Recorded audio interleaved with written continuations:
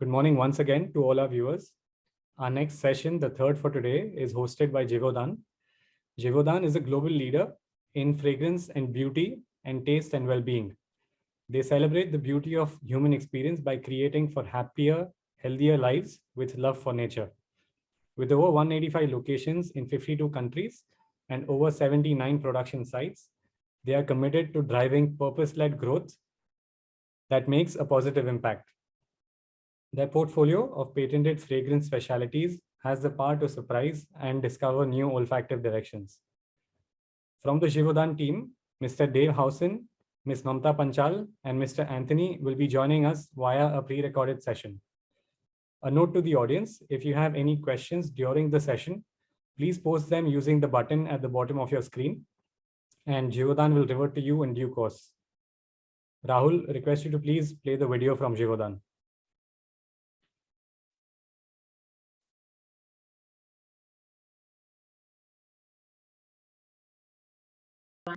Thank you for providing us an opportunity to present naturals offered by Albert Vie, backed by Givaudan, a global leader in fragrance and beauty, taste and well-being.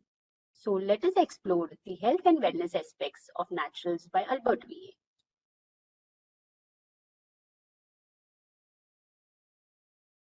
Talking about the history, there has been a long-standing relationship between plants and human beings. Aromatic plants have been used for thousands of years to uplift the spirit and heal the body. In the early 10th century, Avicenna distilled the first essential oil using the rose flowers. In early 19th century, it was discovered that essential oils such as lavender oil have therapeutic properties. In 1970s, chemotypes were discovered which allowed a more targeted, precise, and effective practice of essential oils. Today, wellness has become a part of our lifestyle. There is a power in a drop of every essential oil. However, we need to know what exactly needs to be used. For example, essential oil, which is botanically and biochemically defined. The pink peppercorn that is available in the market, that is pink peppercorn from Peru, is typically seen as mole, and the pink peppercorn from the Indian Ocean is seen as terebinthifolis. The essential oils can also be defined using chemotypes, like linalool acetate present in lavender. Also, identifying the geographical origin to ensure the proper biotope. Example, rose oil from Turkey versus rose oil from Bulgaria. And also the farming practices which complies with organic standards. And finally, the right process used for distillation matters. Talking about the application modes in brief, aromatic molecules that are present in essential oils can be inhaled, can be applied, or can be ingested. Now, this is known to collectively manage bad smells, act as an air disinfectant, help in relaxation or stimulation. Research has also shown that it helps in sleep and mood management. Talking about evidence, essential oils have been used for their therapeutic properties for thousands of years. For example, myrrh is used in Middle East to relieve rheumatic pain and help in healing. Scientists have also understood that eugenol in clove essential oil is known for its antiviral and antibacterial properties. There has been case studies wherein essential oils and their effects on women's health is published. Also, various clinical studies have been conducted to show that the essential oils can act as pathogens like tea tree oil on bird flu. Thus, the effect of essential oils have been clinically studied. Moving into the safety aspects, safety has always been a priority as far as essential oils are concerned. Albert Vie offers high-quality essential oils which are 100% pure, natural, and botanically identified. As far as safety parameters are concerned, the same is furnished. Moving on to regulations, usage of essential oils in cosmetics and aromatherapy is regulated. With this, I take the opportunity to introduce my colleague, Mr. Anthony, who will be presenting and providing you more insights on the wellness aspect and the application front. Thank you.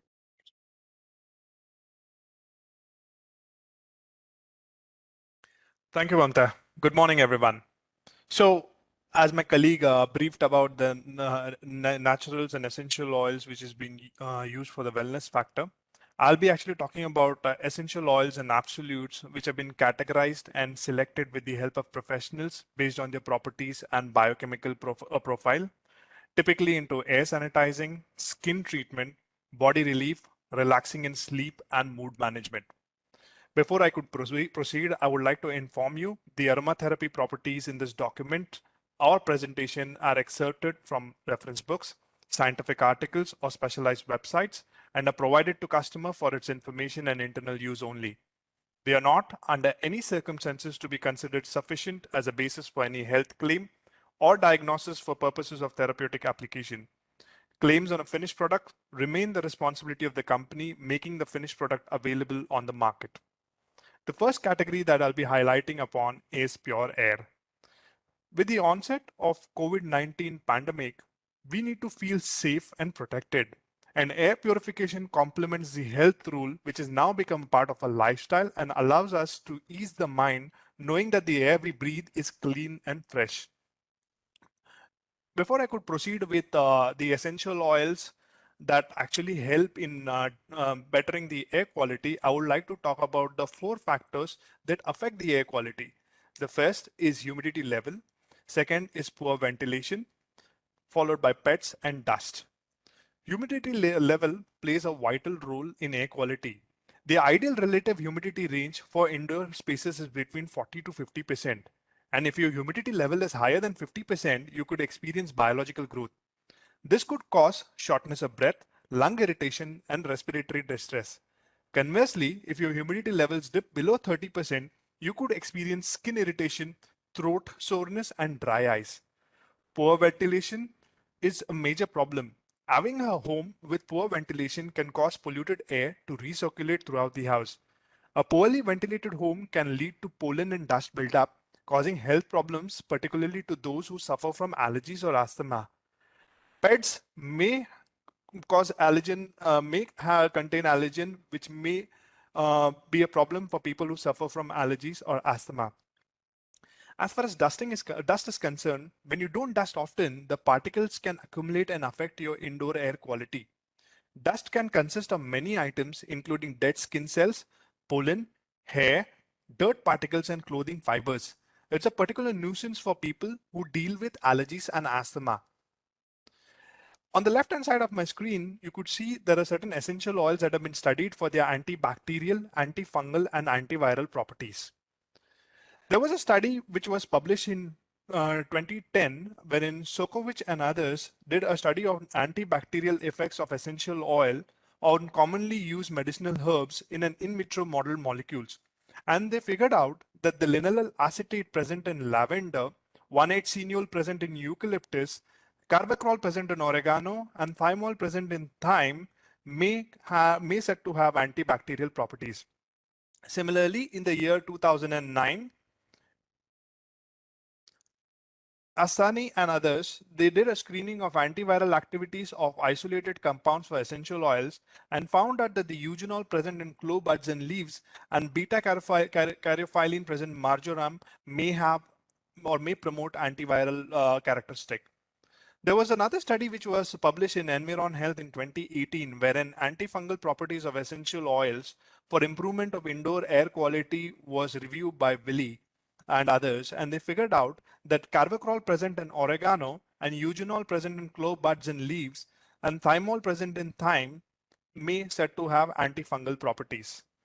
Continuing with air sanitizing and antibacterial properties of essential oils, in aerosol, tea tree essential oil and eucalyptus globulus essential oil have proven to be very effective as a disinfectant against influenza A virus and E. coli. Now, both these essential oils are able to inactivate viruses by more than 95% within 5 to 15 minutes of exposure.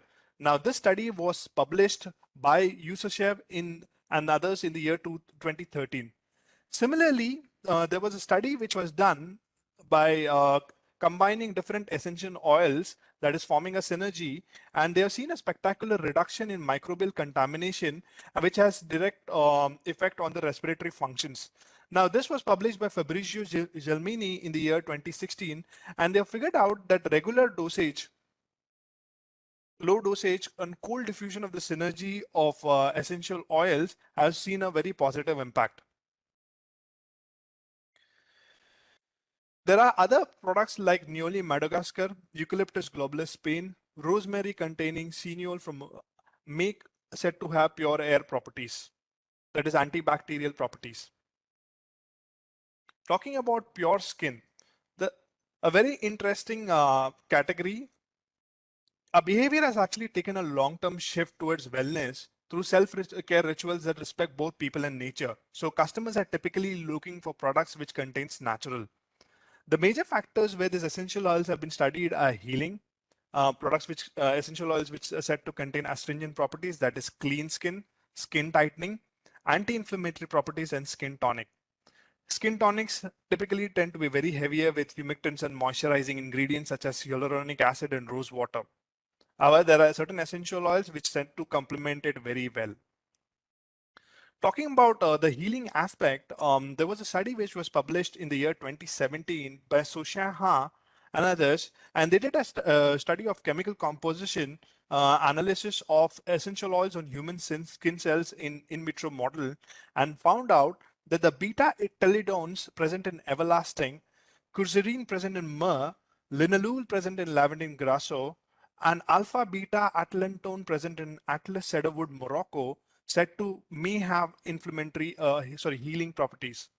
Similarly, there was a research which was published in the Asian Journal of Pharmaceutical Research and Development in 2019, wherein blue tannessee, that is the chemotype camazoline, lindestrine present in myrrh, and isobutyl, isoamyl, and methyl allyl angelate present in Roman chamomile may have anti-inflammatory characteristics.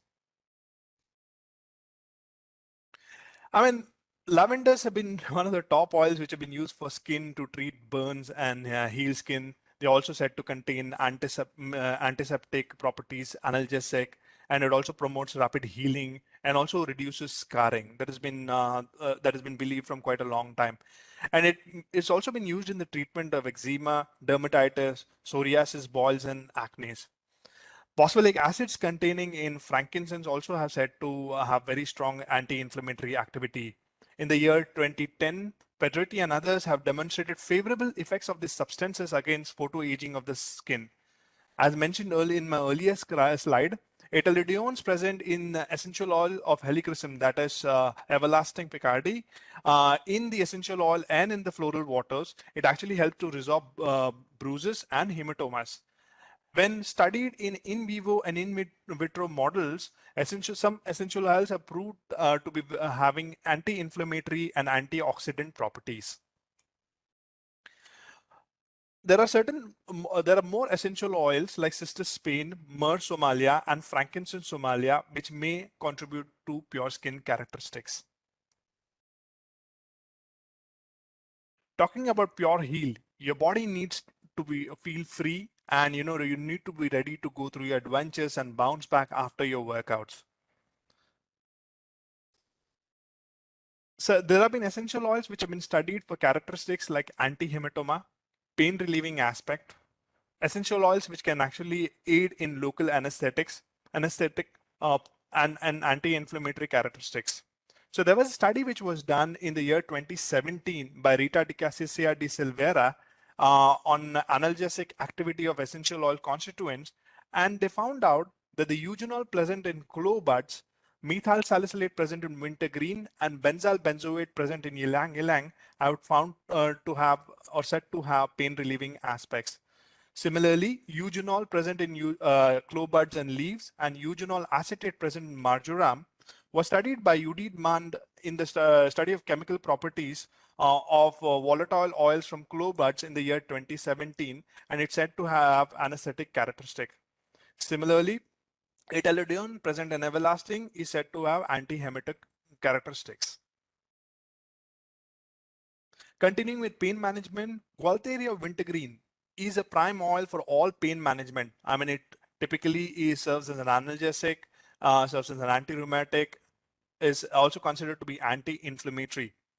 Menthol contained in peppermint is also effective in reducing the symptoms of CIPN, that is chemotherapy-induced peripheral neuropathy. And it's used in gels and cream applications in doses ranging from around 0.5 to 1%. It is also well known in combination with camphor, which is typically found in lavandin grosso, and rosemary containing larger camphor constituents. It is used mainly in pain management preparation like tiger balm. There are other products like wintergreen from China, clove leaves from Madagascar, lavandin grosso from France may contribute to pure heal characteristics. Talking of the pure calm category, relax and sleep is very important, and as customers look to unwind and relax the mind and body. So basically, there has been a study which has been done on the calming, sedative, and the mood relaxing aspects. There are three hormones which play a vital role as far as calming, sedative, and mood relaxing is concerned. The first is dopamine. Dopamine is the hormone which is responsible for making us feel good. If we are able to achieve our body shape or weight goals, this hormone will be produced in greater quantities. Similarly, serotonin can actually help in reducing the symptoms of depression. Endorphins, which are directly related to happiness, meaning that they can help to reduce physical pain or symptoms of injury in our muscles due to its chemical properties being similar to morphine, which is used for pain relief. A pilot study on essential oil aroma simulation for enhancing slow wave EEG in sleeping brain was done by Li Wei Ku, and this scientific report was published in 2021. They figured out that when lavender aroma releases were done, the alpha wave in wake stage was reduced, while delta wave in slow wave sleep was increased.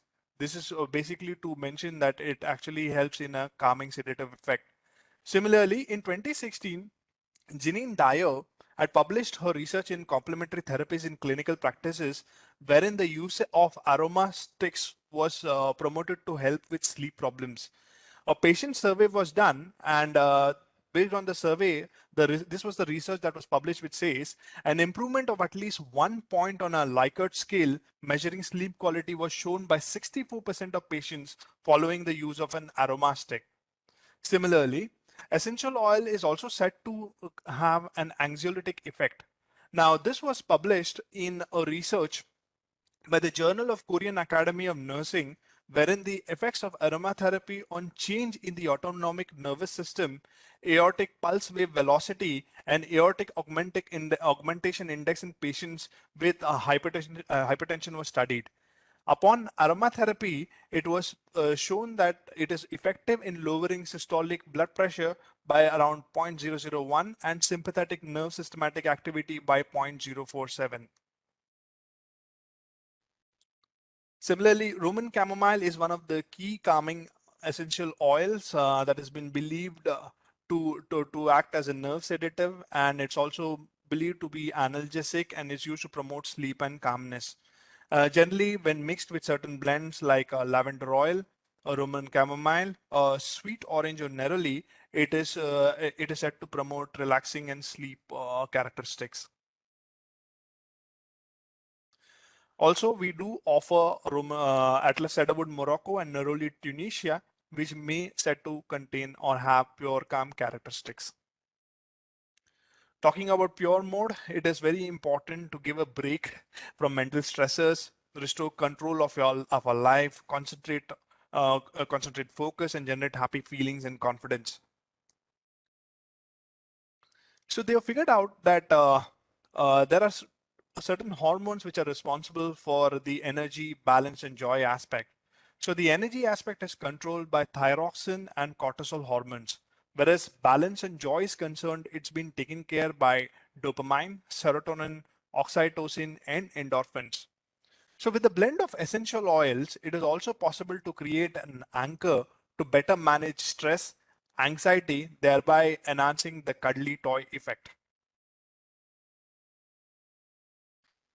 It is also said to there are products like ginger from Madagascar, jasmine, rose, may set to have, characteristics which may enhance your mood. Finally, we work to support nature and those who nurture it. For any inquiries related to Albert VA products, feel free to either contact me or Miss Mamta Panchal. If you want to know or have more information about Albert VA products, feel free to visit our website, that is www.albertva.com. The products are readily available with our authorized Givaudan distributors. Thank you very much and you have a good day. Everyone. We have one more video from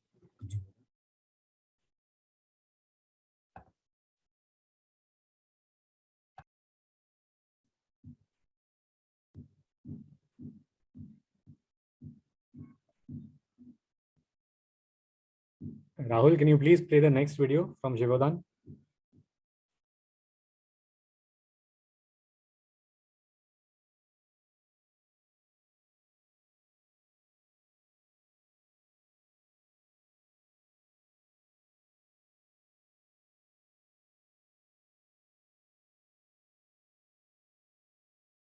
Hello everyone, my name's Dave Howson and I lead Responsible Sourcing at Givaudan.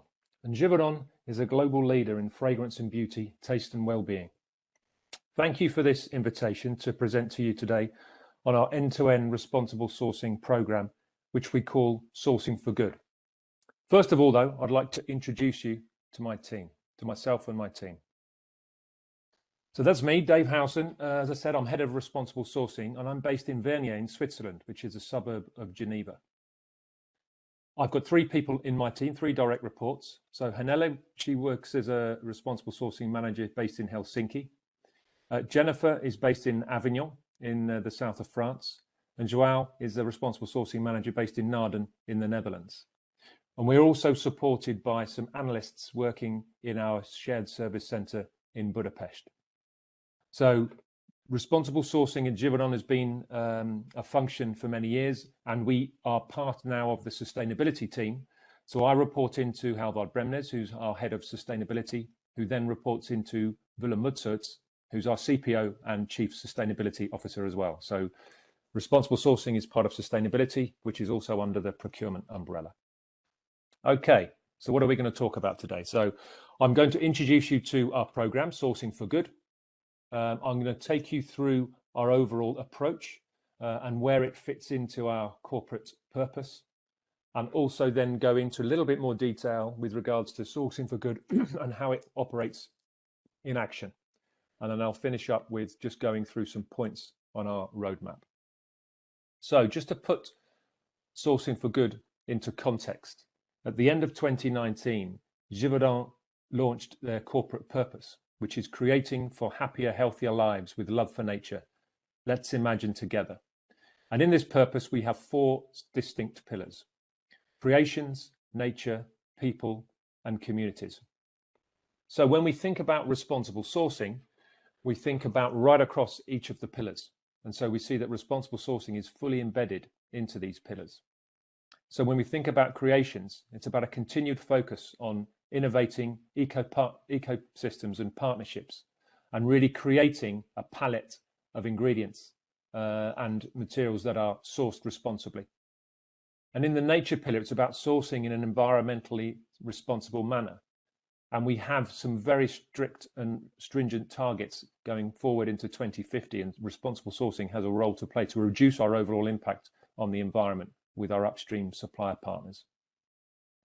And in the people pillar, it's about living our values in everything we do. If we think specifically on our human rights approach, which is fully embedded into our updated responsible sourcing policy. And then we have the communities pillar, and this is around doing business with suppliers in a responsible way. And so this is obviously fully fundamental to our responsible sourcing approach. And in fact, when we look at each of these pillars, there are distinct ambitions laid out. And when we think about that for communities, it's about sourcing in a way that protects people and the environment by 2030, which is the target for Sourcing for Good. But before I move on, just to make another note with regards to our approach to becoming a B Corp certified company, over the next few years. So we launched this program back in 2020, and we're on the journey to become a B Corp certified company, which for a company of our size and scope is very impressive, and it's something that a lot of people in the business will become involved in, because B Corp certification is really the gold standard of sustainability and ESG attributes. Okay, so as I mentioned, in the communities pillar, we have a specific target, and this is to source all materials and services in a way that protects people and the environment by 2030. So this is the target we've adopted for Sourcing for Good. And we have sort of three key themes for responsible sourcing and Sourcing for Good at Givaudan. First is really the bedrock of responsible sourcing, and this is to ensure trust and compliance right across our entire supply chain.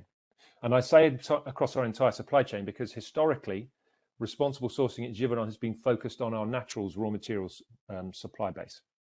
But under Sourcing for Good, which we launched in April 2022, we've added to the scope of responsible sourcing, so that we've added our synthetics, so our chemicals, and our indirect materials and services, so IM&S as we call it, those spend categories to our overall responsible sourcing approach. So it's about building trust and compliance across all of our spend areas: naturals, synthetics, and IM&S. But of course, that isn't just where we want to stop. We don't want to just focus on compliance. One of the aspects which I'll take you through later on in the Sourcing for Good program is about embarking on collaborative and transformational projects in selected supply chains. So not every supply chain will be selected for one of these transformational projects, but this is where we go beyond compliance, working with key stakeholders inside and outside of the business. So for instance, with customers, and to really enable us to talk to their consumers through their brands with projects which are going into much more detail with regards to traceability, things like regenerative agriculture, biodiversity. So these collaborative and transformational projects in selected supply chains. And a key theme for Sourcing for Good is our material traceability. And once again, we want to get to the greatest level of traceability and do this in a digitized way so that we can collect reports and update data with our customers and our internal stakeholders as well. So there's a number of themes that are encompassing our Sourcing for Good program. So what's our approach? Really, it's about end-to-end value creation. And so we have three key parameters for this. So value for suppliers upstream, value for our teams within Givaudan, and then value for our customers downstream. So when we think about value for our suppliers, it's working with them for them to become suppliers of choice. So it's really enabling them to have greater visibility of our business and through their business as well, so that we can work together on continuous improvement activities. And when we think about our value for our teams, this is about creating those material attributes so that our creators, formulators, perfumers can access the materials that are being sourced responsibly in a more sustainable way, so they can choose those materials in order to create these beautiful creations that we work up into our formula that we then sell on to our customers. And of course, for our customers, it's bringing that to life with regards to attributes, material attributes, and traceability elements, which is something that they see their consumers wanting to know more and more about. So it's really bringing that to life and creating those partnerships, long-standing partnerships with our customers. So this is sort of the end-to-end value creation. And that's built on some distinct building blocks. First, we have the full scope with clear priorities. Then we talk about traceability, digitization, and progress monitoring, partnerships and third-party validation, and our integrated operating model. And I'll go through these in turn in a little bit more detail. But first, we then think about working with our suppliers, our upstream suppliers, and Sourcing for Good allows us to accelerate our actions with our suppliers in certain topics. So for instance, benefiting workers at factory, farm, and collector level. So right across our three areas of spend, we work with many tier one factories and processors, as well as at farm level in our natural supply chain. And we're sourcing from over 100 countries. When we think about our raw materials, we're talking about more than 10,000. So we've got an enormous scope. So it's really about working with our upstream supply partners to benefit those workers at factory and farm and collector level. We're then looking at sustainable agricultural practices and promoting those and preserving our wild harvest supply chain. So many of our natural raw materials are cultivated, but also many are wild harvested as well, which creates other challenges or different challenges, and we need to make sure that we're promoting those sustainable agricultural practices to preserve those supply chains. Also, we have a role to play in reducing our environmental footprints in our many supply chains and also promoting biodiversity. Challenges to biodiversity affect all of us, or will start to affect all of us, and therefore it's our responsibility to ensure that we're promoting biodiversity in all of our key natural supply chains. And of course, we're working to benefit the lives of communities from where we source. So it's not just those directly in our supply chain, it's those indirect beneficiaries in the supply chain. So we're looking at measuring and working to see where we can improve and benefit the lives of those people. So there's a number of different aspects that Sourcing for Good is covering in the supply chain. So when we get into more detail now and looking at Sourcing for Good in action, so how do we do this? So I mentioned before about the 4 building blocks, so I'll go into those in a little bit more detail. So this is really the how we'll do it. So when we look at our full scope, then with clear priorities, it's about that full portfolio of spend. So moving beyond naturals into the synthetics and indirect materials and services.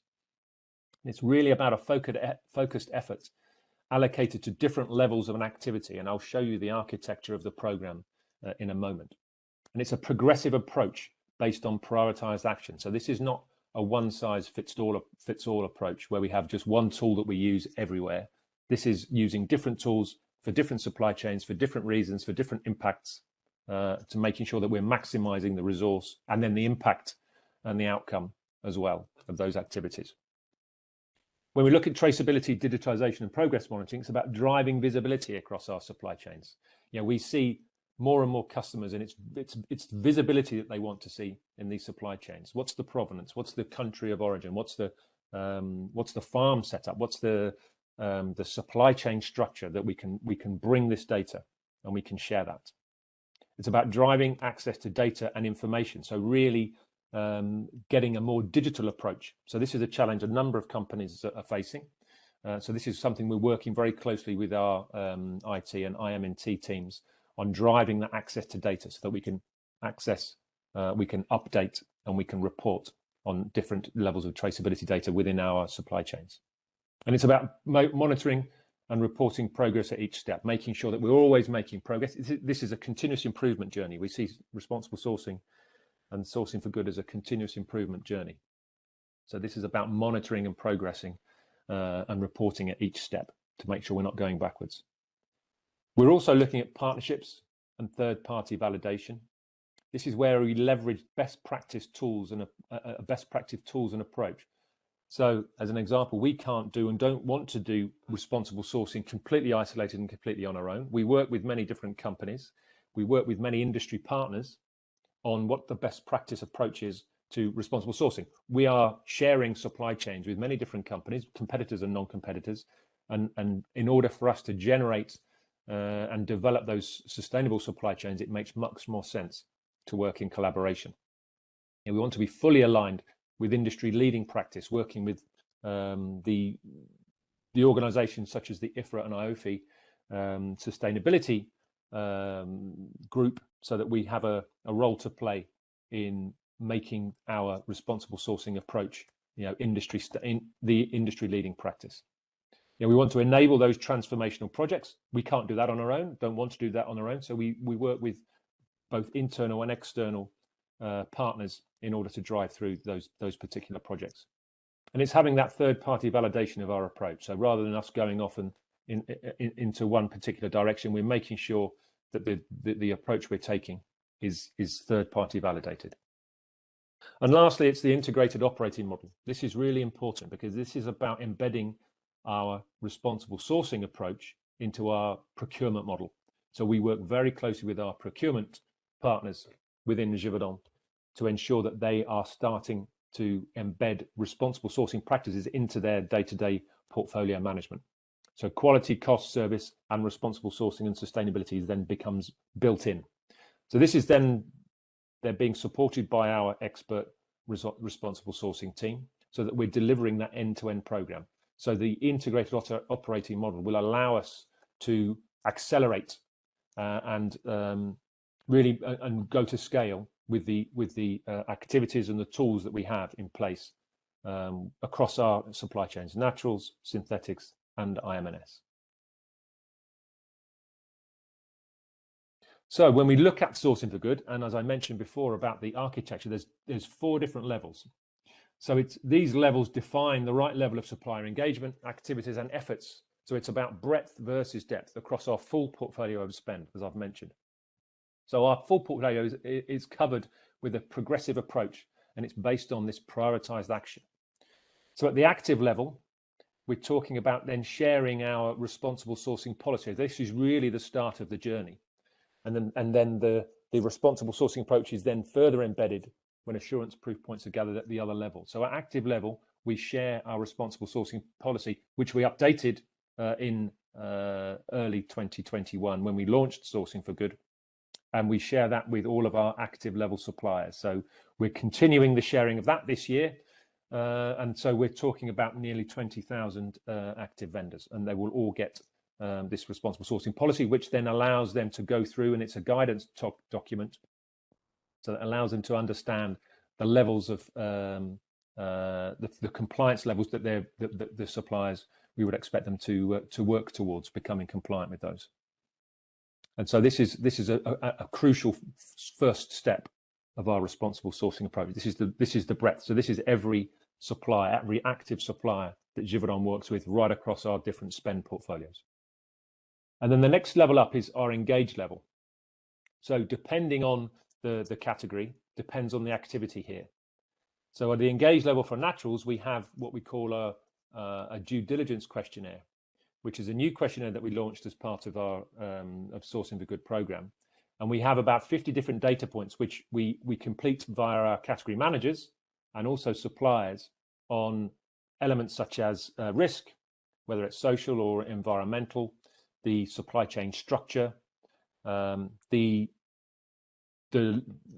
traceability data, so the origins, and the challenges, the different harvest periods, the numbers of people. So there's a number of different data points which we're mining at a very broad level, because as part of this engaged level as well, we've prioritized a number of natural raw materials. So our total portfolio is over 600 raw materials families, and we've gone through a prioritization exercise because not all of those 600 raw materials will be iconic for us or in that prioritized level for our customers, and therefore we've got out of those 600 raw materials families, we have 160 that we prioritize for specific activity at the next level, at the committed level.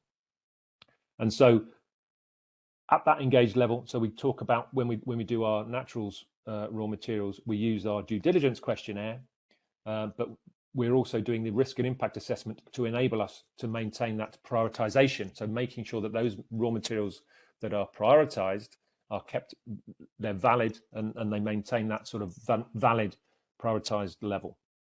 And at the committed level, we use different tools which goes beyond the due diligence side into the more interactive. So we talk about then at the natural side doing tier 1, so factory level audits using the SEDEX SMETA, so the SEDEX Members Ethical Trade Audit 4-pillar protocol. And also at the farm level, we use for the cultivated farm level supply chains, the Sustainable Agriculture Initiative FSA, so Farm Sustainability Assessment. So we use that as a third-party audit protocol. And for our wild harvest supply chains, we use the Union for Ethical Biotrade, so UEBT, farm level standard to the responsible sourcing level. So we use different tools for different supply chains at that committed level. So the committed level being those prioritized natural raw materials. Now, I've talked about naturals, but at the synthetics and IM&S, so we joined, so Givaudan joined an organization called Together for Sustainability back in 2021. And the idea here is for Together for Sustainability to work through Sourcing for Good on our chemicals and indirect materials and services supply chains.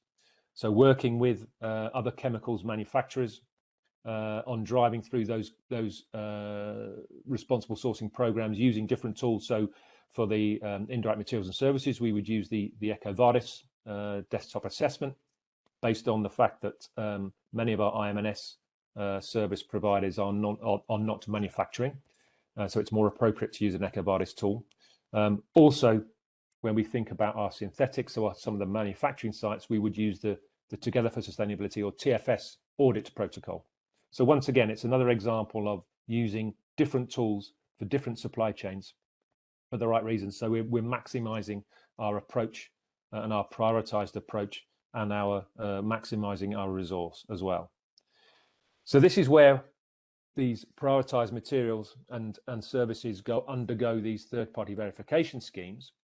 And another note to make at the committed level as well, we also have what we call a basket of standards. So if we see that there is a particular certification in a supply chain, then we would recognize that certification, whether that's something like organic or fair for life, in lieu of asking a supplier to undertake a brand new audit. We recognize that we don't want suppliers to suffer from audit fatigue. And so we recognize existing protocols, some existing protocols in these supply chains as well. So this is then our active, engaged and committed levels. So this is where really the engine room of Sourcing for Good, where we focus on that level of compliance to international norms and our responsible sourcing policy. But then for certain selected supply chains, we're looking at launching and going beyond compliance into these transformational projects. So Givaudan has a foundation, and the foundation works on many different supply chains all over the world, focusing on many community projects, but also some agronomy and biodiversity projects as well. And we also have internal partners through our procurement function and our agronomists. We have an agronomy team on the ground. We have what we call an origination team on the ground, and they're driving through many of these advanced level projects as well. But it's an opportunity for us to work directly with other stakeholders, for instance, customers, on being able to bring to life certain issues, elements, whether that's social, whether that's environmental, whether that's something focused on regenerative agriculture or biodiversity, where we can really tell a story and bring to life these end-to-end transformational projects. So this is then the 4 levels of our responsible sourcing program, Sourcing for Good.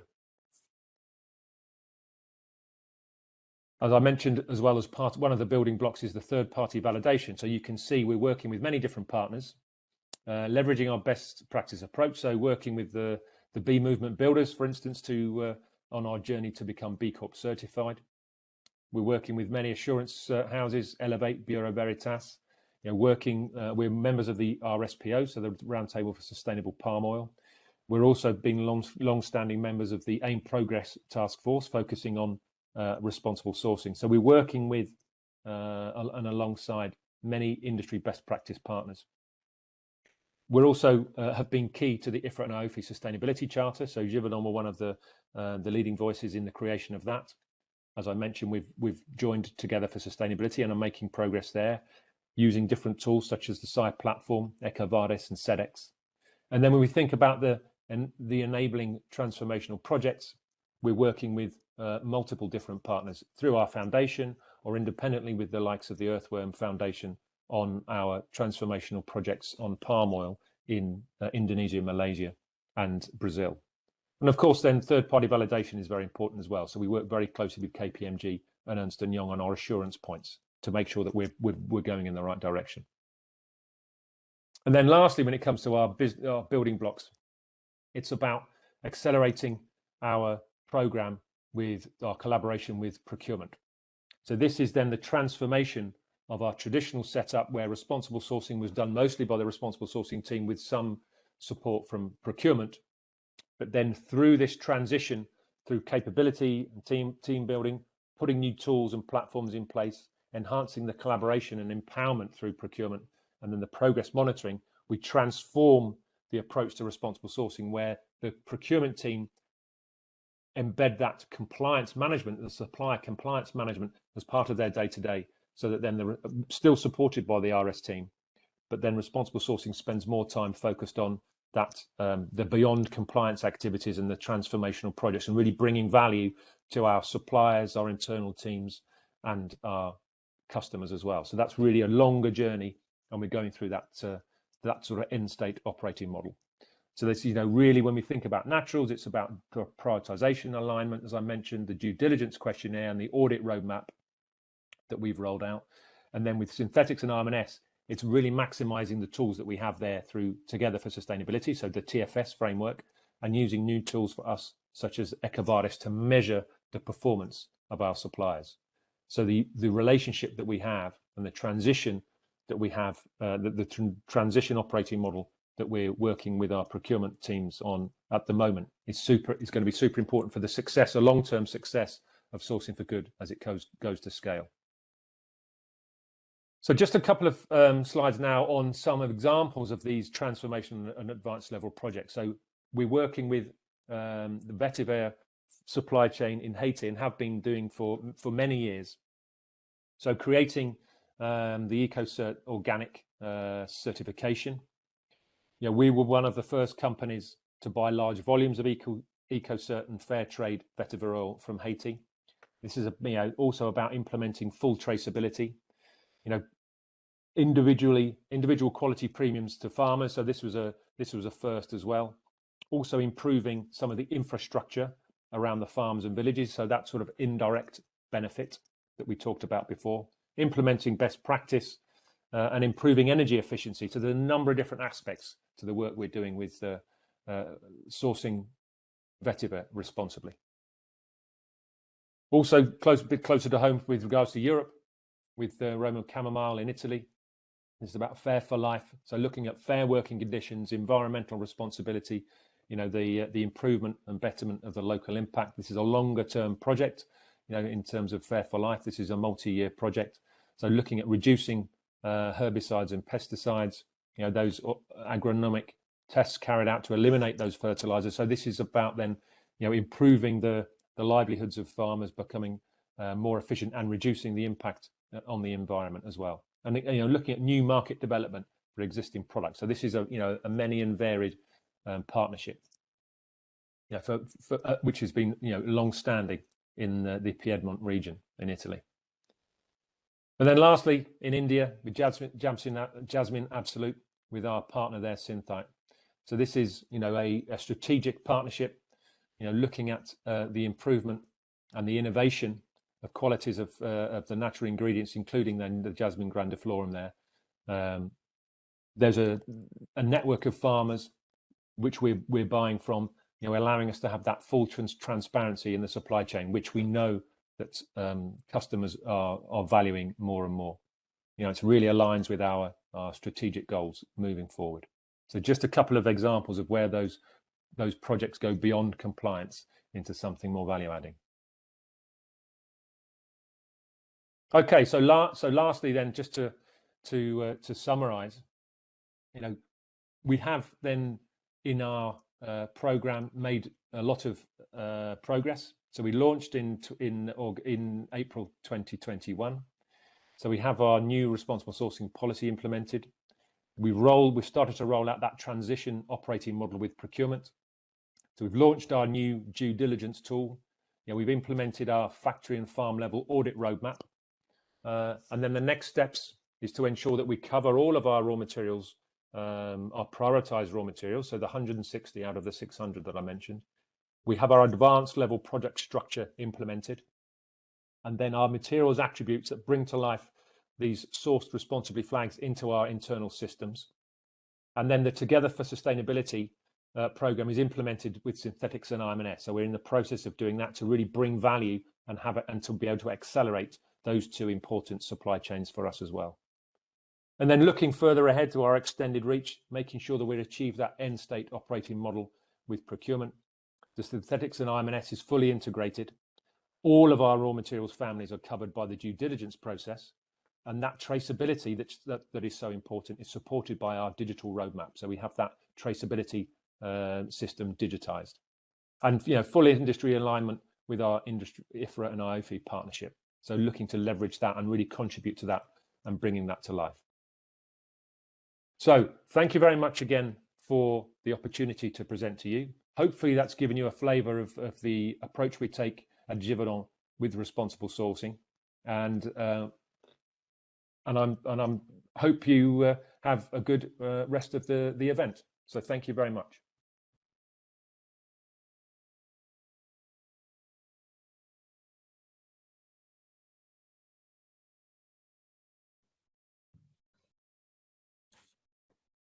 Thank you very much to the Givaudan team for the wonderful insights into sustainable and responsible sourcing.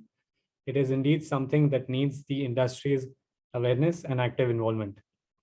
If you have any questions for Givaudan, please post them using the button on your screens, and Givaudan will revert to you in